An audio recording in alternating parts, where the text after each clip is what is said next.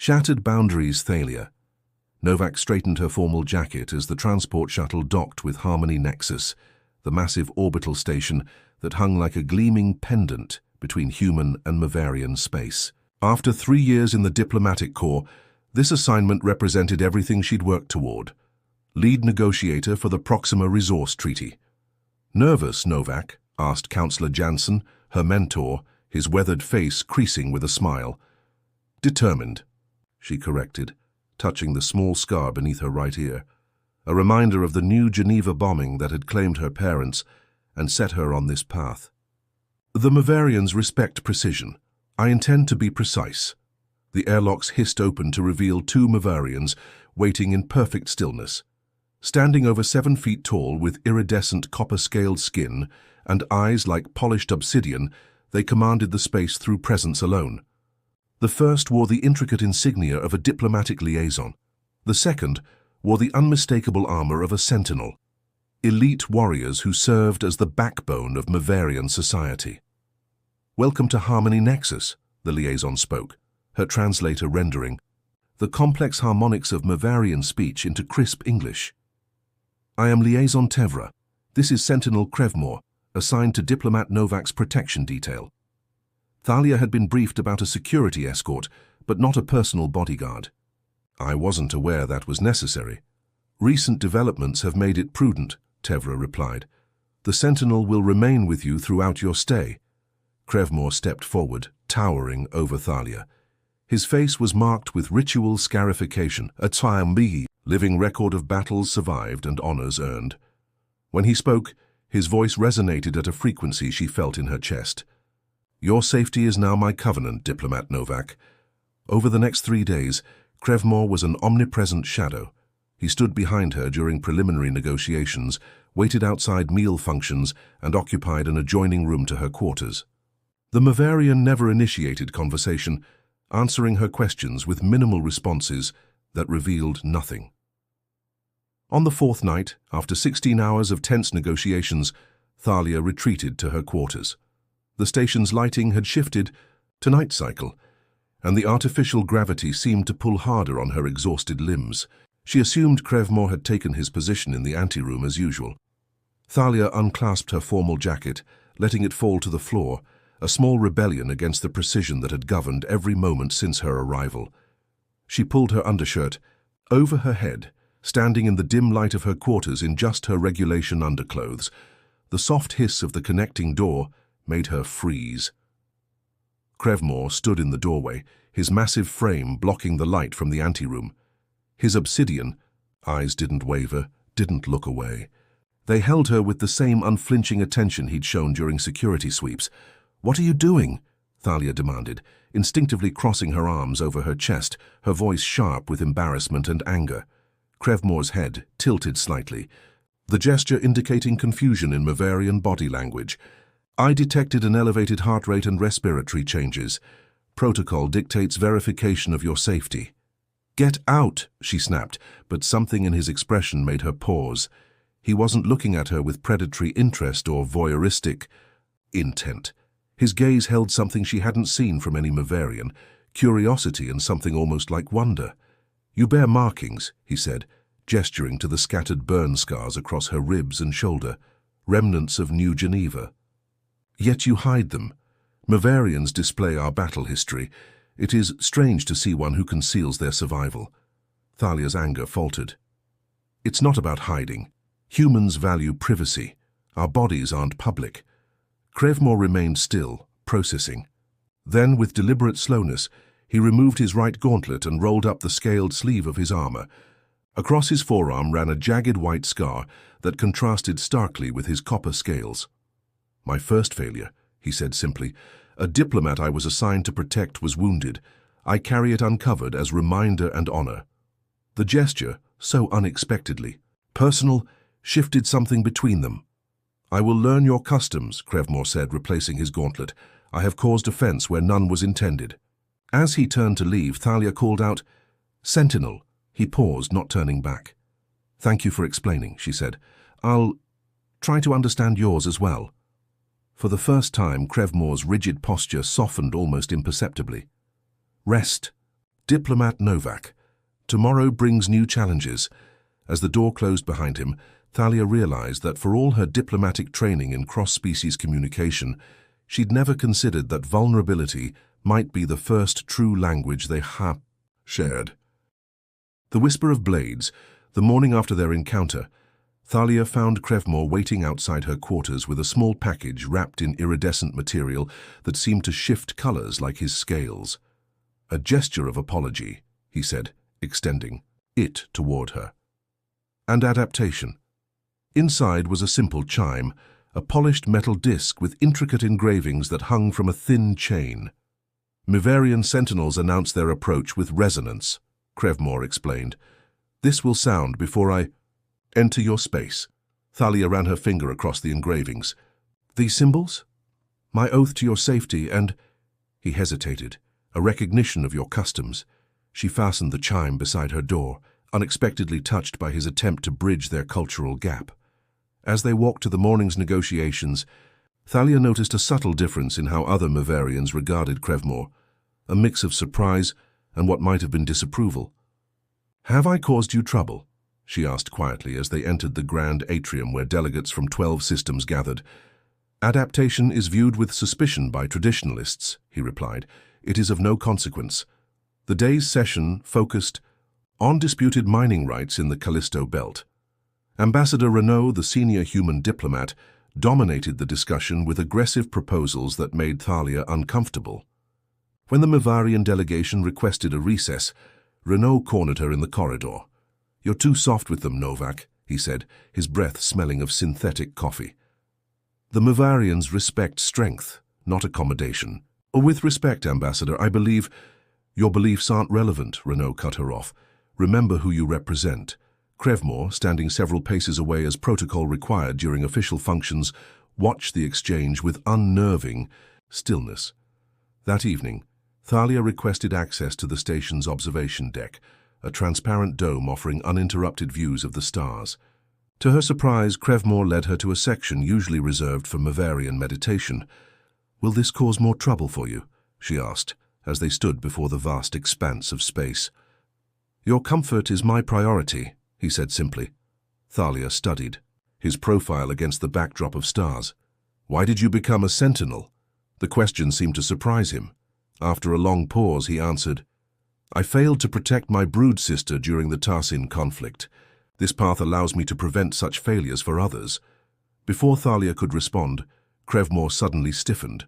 In one fluid motion, he pulled her against his armored chest and dropped to one knee. Something whistled through the air where they had been standing. A throwing blade embedded itself in the wall behind them. Alarm klaxons blared as Crevmore activated his comm unit. "Security breach, observation deck. Protect the delegations, moving the diplomat to secure location." He lifted Thalia effortlessly, cradling her against his armor as he moved with startling speed through the corridors. She caught glimpses of station security rushing past, weapons drawn. "Who would—" she began. "Many oppose the treaty," Crevmore said grimly. "Both human and Mivarian." He brought her to a secure chamber deep within the station's core, accessible only through biometric scanners keyed to diplomatic security. Inside, the walls were reinforced tritanium, designed to withstand even vacuum exposure. "You're bleeding," Thalia said, noticing the dark liquid seeping from beneath his shoulder plate. "The blade found a target," he acknowledged. The armor deflected most of the impact. Despite his protests, she insisted on examining the wound. The blade had slipped between armor plates, leaving a deep gash in his copper-scaled skin. Thalia accessed the medical supplies stored in the safe room. "Your hands tremble, yet you continue," Crevmore observed as she cleaned the wound. "Why not? Wait for medical personnel." "Because you're injured protecting me," she replied, "and because I'm not helpless despite needing a bodyguard." Something shifted in his obsidian eyes. "I have never considered you helpless, Diplomat Novak." "Thalia," she corrected. "If we're going to be dodging assassins together, you might as well use my name." For the first time, she saw what might have been the Mivarian equivalent of a smile, a subtle softening around his eyes. "Thalia," he repeated, the name transformed by the harmonics of his voice into something almost musical.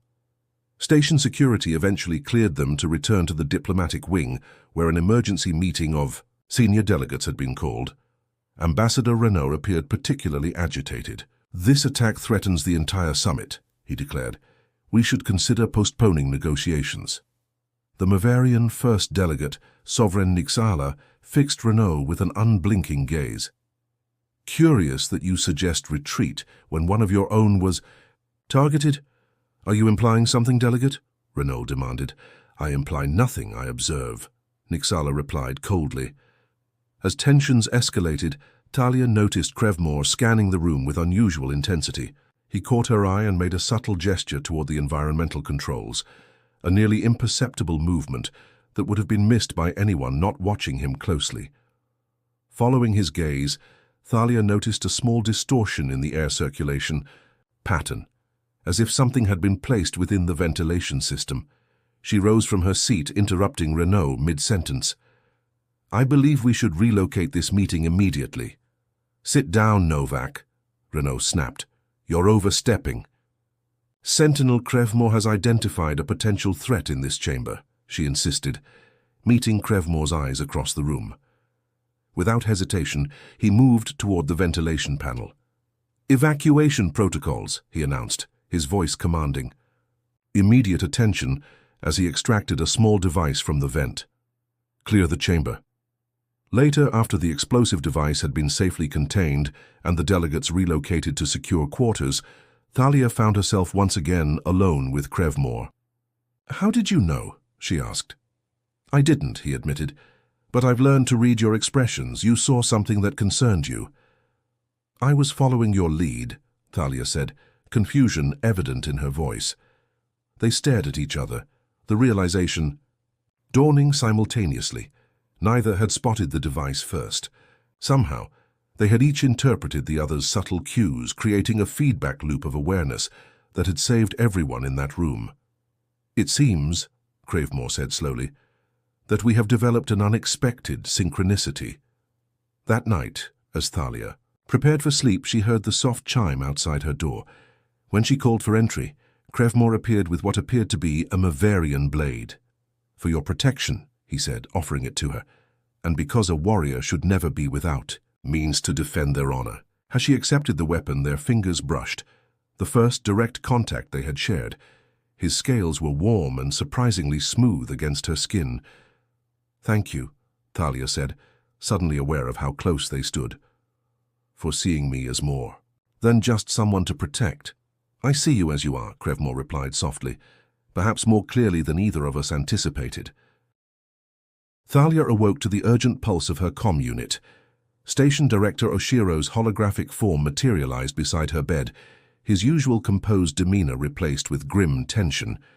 "Diplomat Novak, report to secure briefing room 7 immediately. Come alone."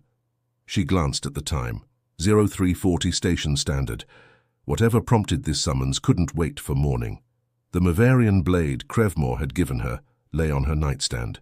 After a moment's hesitation, she secured it beneath her diplomatic jacket.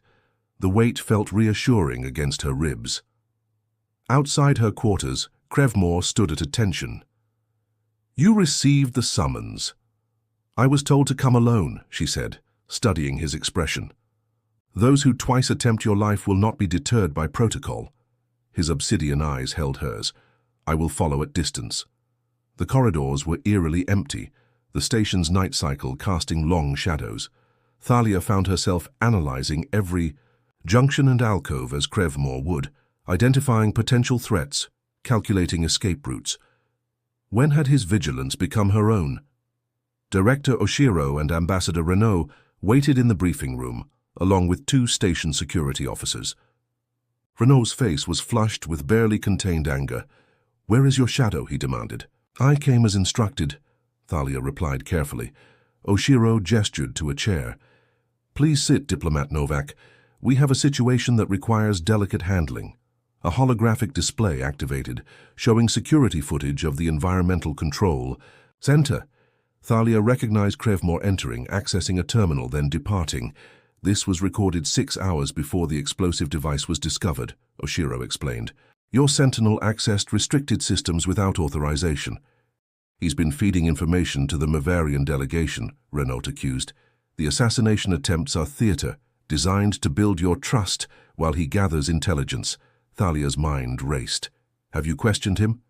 We're containing the situation first, Oshiro said. The Bavarian delegation hasn't been informed. Because we need to know where your loyalties lie, Novak, Renault leaned forward. Your unusual rapport with the Sentinel hasn't gone unnoticed. The implication hung in the air like poison gas. I serve Earth Coalition interests, Thalia stated firmly, but I won't condemn anyone without evidence. The evidence is right there, Renault slammed his hand on the table. We're detaining the Sentinel for questioning. Your cooperation will be noted in my report to the Diplomatic Council. Something cold settled in Thalia's stomach.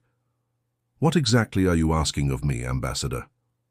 Help us understand what information he might have accessed through you. Through me. The accusation struck like a physical blow.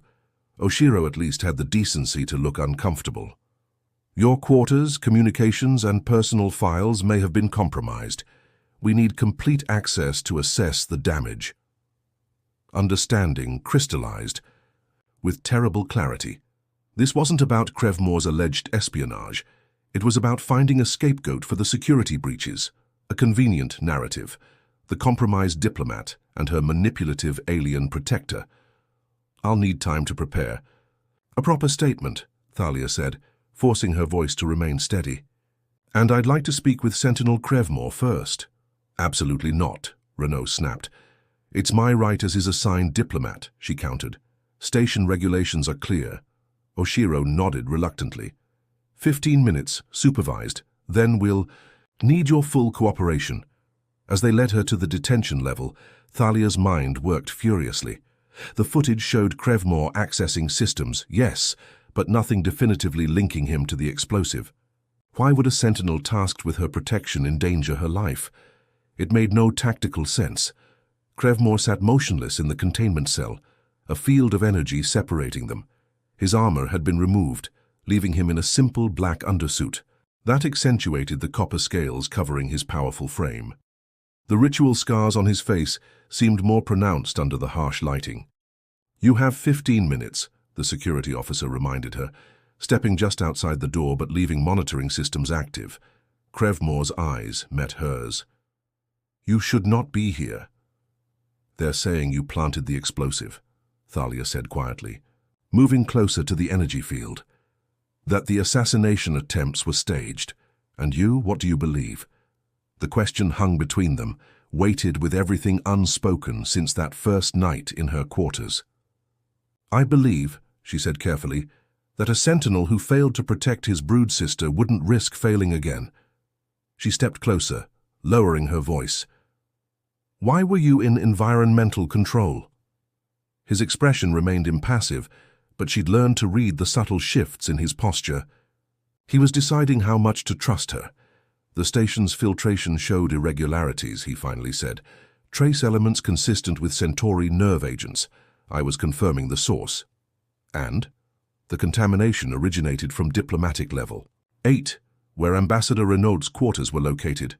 Thalia's heart hammered against her ribs. They're going to detain you for questioning. Under Earth Coalition protocols, that can last indefinitely.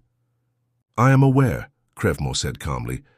You should distance yourself from this matter, Thalia. Your career... They already believe I'm compromised, she interrupted. Apparently our unusual rapport hasn't gone unnoticed. Something flickered in his obsidian eyes. Concern, perhaps even anger. Then you are also at risk. Thalia glanced at the monitoring devices, then made her decision. She approached the energy field separating them, reaching into her jacket to touch the blade he'd given her, a signal. Protocol dictates I return to my quarters to prepare a statement, she said, voice carefully neutral for the recordings. I'll cooperate fully with the investigation. Crevmore's gaze intensified. He understood. Diplomat Novak, he said formally. Whatever happens, remember that a sentinel's first duty is to truth. The security officer returned, ending their conversation. As Thalia was escorted back to the diplomatic wing, she noticed increased security throughout the station. They weren't just containing a potential spy. They were preparing for something bigger. In her quarters, she worked swiftly. First, she accessed her secure terminal, downloading station schematics and security protocols. Then she gathered essential supplies, emergency rations, medkit, universal translator, the Maverian blade she kept close.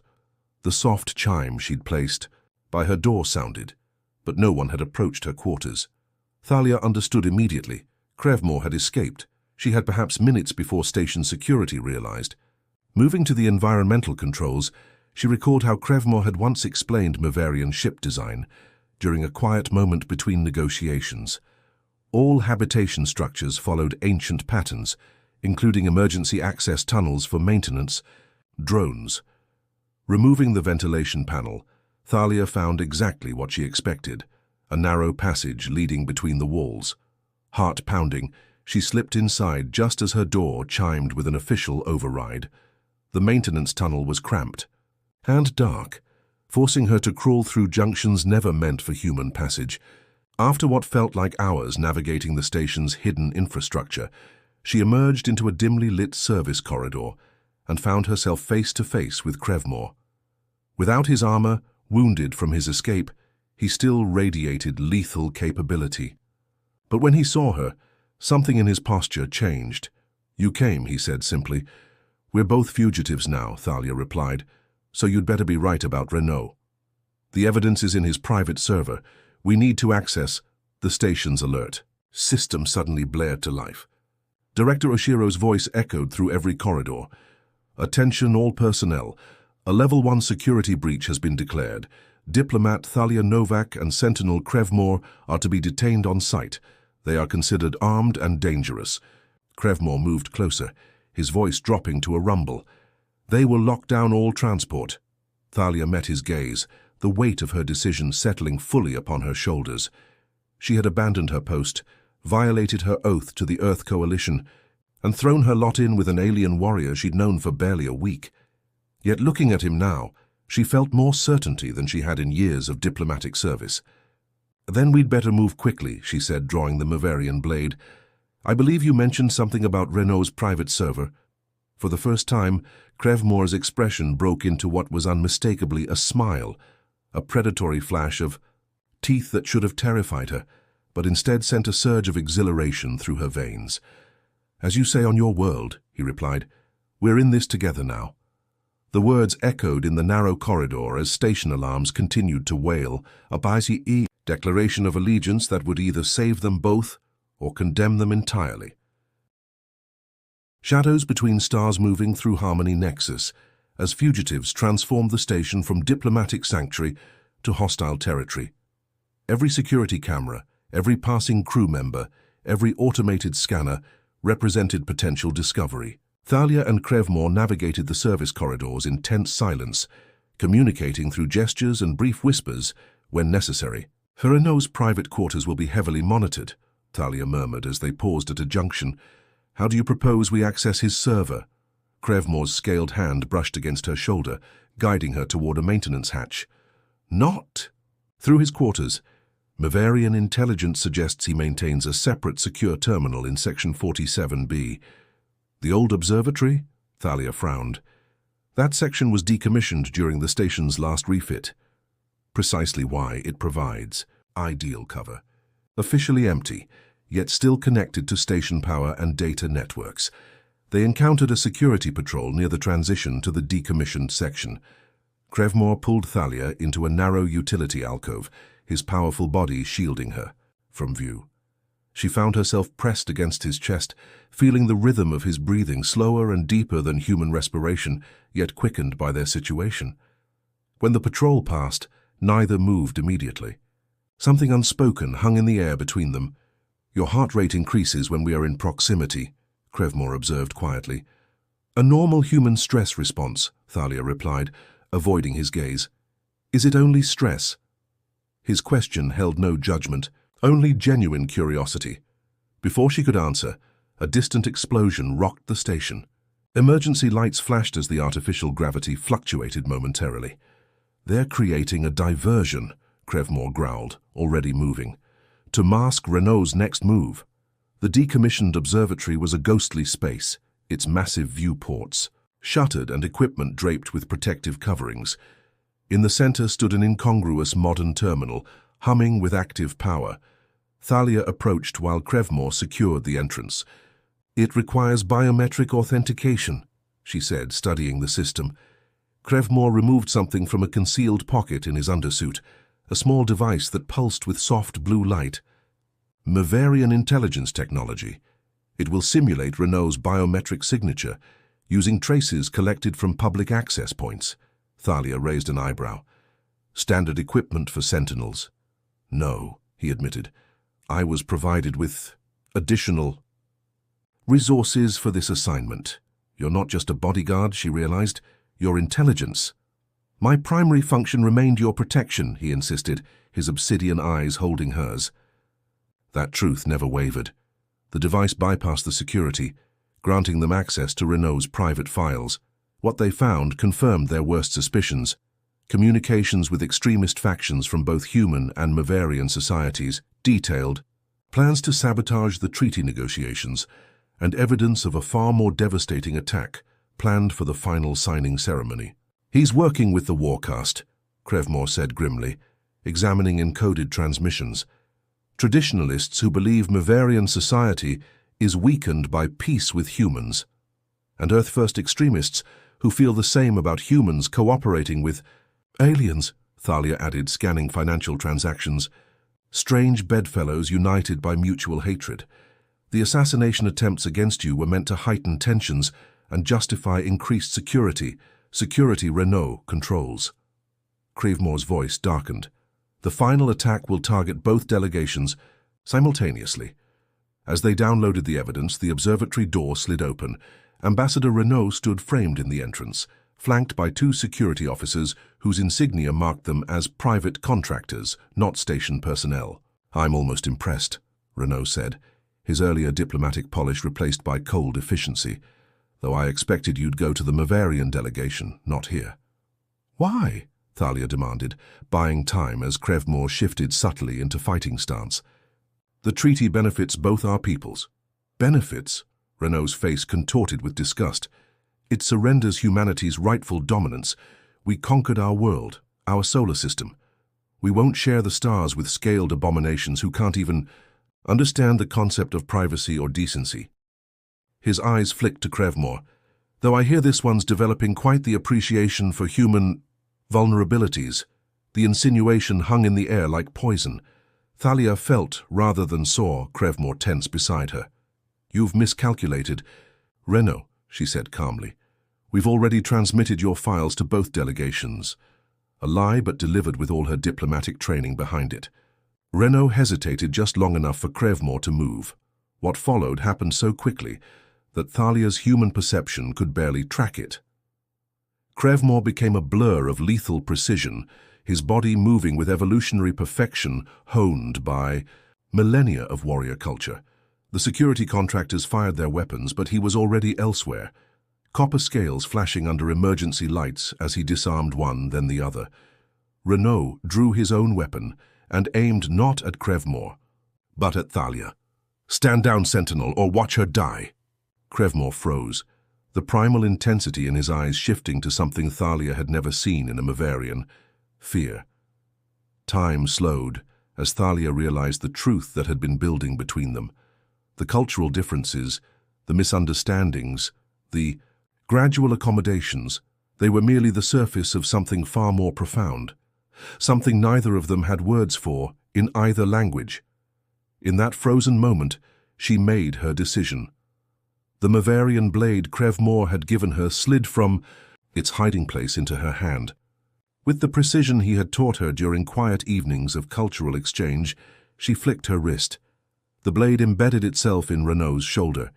His shot went wild as he stumbled backward, allowing Crevmore to disarm him with brutal efficiency as he, station security, the real security, finally responded to the disturbance. Thalia and Crevmore stood together, united not just by circumstance but by choice. "The evidence?" Director Oshiro demanded once the situation was contained. "Everything you need to prevent the attack and expose the conspiracy," Thalia replied, transferring the files they'd discovered. Later, as medical personnel treated their injuries in a secure bay, Crevmore spoke softly. "You saved my life." "You've saved mine," Thalia replied, "several times over. Among Mavarians, such a debt creates a soul bond," he said, watching her carefully. "A connection beyond mere obligation." Thalia met his gaze directly. "And what does that mean, exactly?" "It means," he said with gentle gravity, "that even when this assignment ends, our paths remain intertwined, if you wish it so." The unspoken question hung between them, more vulnerable than either had been since that first night when boundaries of culture and body had begun to blur. "I think," Thalia said carefully, "that we've only begun to understand each other." The subtle shift in Crevmore's expression told her he understood perfectly. Beyond divisions, 3 months after what the citizens now called the Revelation Day, Darius stood on the rooftop of the former Peacekeeping Force headquarters. The building had been repurposed as the Reconciliation Council's main facility, a symbol of the city's painful progress toward healing. The memory core Selene 9 had given him rested against his chest, suspended on a simple cord. He had viewed its contents only once, not tactical data as he'd expected, but the collected memories of the 47 synthetics he had neutralized over the years. Their hopes, their experiences, their final moments, all preserved as testament to what had been lost in a war built on lies. "The council is ready to begin," said a voice behind him. Selene 9 approached, now wearing the formal attire of the council's co-chair. The provisional government had insisted on equal representation, human and synthetic, as they rebuilt New Aurora's fractured society. "Is Westlake secured?" Darius asked, turning from the view of the city. "Yes. His trial begins next week." She stood beside him, both of them watching the reconstruction efforts visible across the skyline. "Many still call for his execution. And what do you advocate? Justice, not vengeance. The difference matters." She studied his face. "The human representatives have asked you to join the Security Council again." Darius touched the memory core. "I'm not sure I'm the right person."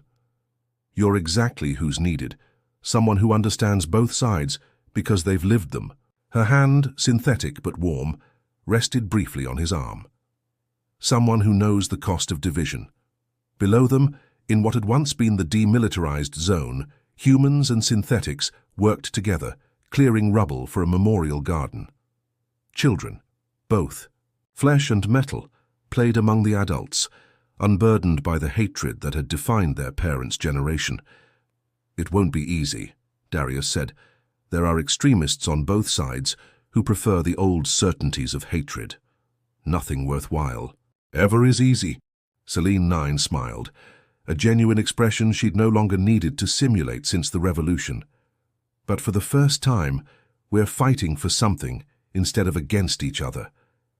As they turned to enter the council chamber, Darius felt the weight of the memory core against his chest, not as a burden of guilt, but as a reminder of the humanity possible in all beings, regardless of their origin. The war had ended not with the victory of one side over another, but with the recognition of a shared future that transcended their differences. New Aurora would never return to what it had been before. Something new was emerging from the ruins, something neither purely human nor synthetic, but a genuine fusion of both.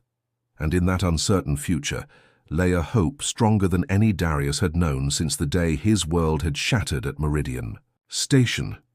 The doors to the council chamber opened, and together, former hunter and hunted, they stepped forward to continue building what they had once fought to destroy, a home for all.